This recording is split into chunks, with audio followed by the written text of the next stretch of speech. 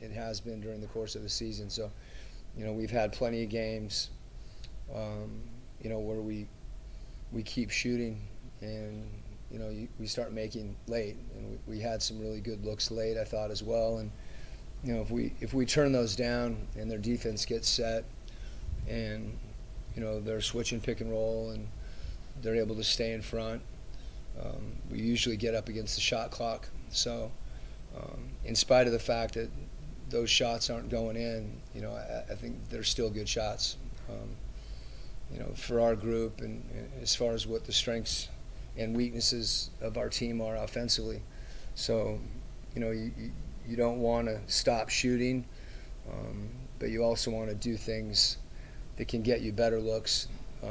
And I thought, particularly in the third, I thought we began to get some better looks as it went on. But the biggest issue, is we weren't getting stops, and that's a big thing for us because, those stops usually generate, the kind of threes that we saw in the first half.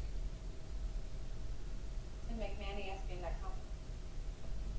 Quinn, how big of a concern is Donovan's ankle at this point, and what do you think of the way he's playing despite some obvious limitations? Kind of a segue on the last question. We're asking Donovan. Again, that's one of the reasons for us to get out in transition because it takes some of the load off him. When we get into the half court, he's carrying a huge load.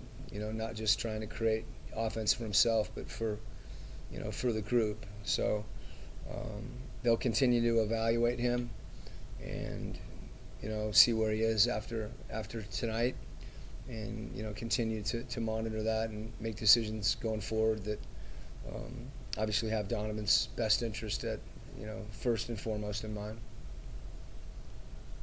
And Anderson, KSLSports.com.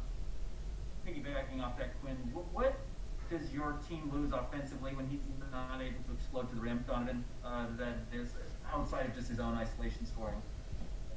Well, he's the guy, in a group that is really oftentimes, has the responsibility, and it can be a heavy one of generating, whether, like I said, generating shots for himself or, going by and creating and getting other people looks. So,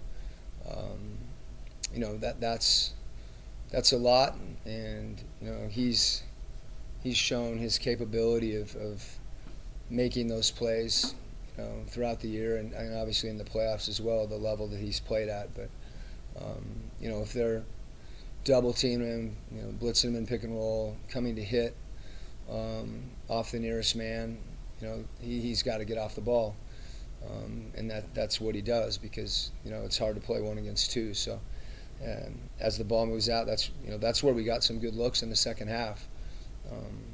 But as I said, we've had some other guys that stepped up. I thought Boyan obviously had a big night for us. JC in the first half really, got it going, and I thought gave us a lot of momentum there when I felt like maybe we could have been ahead more than we were if it weren't for some some mistakes defensively and, as I said, transition defense.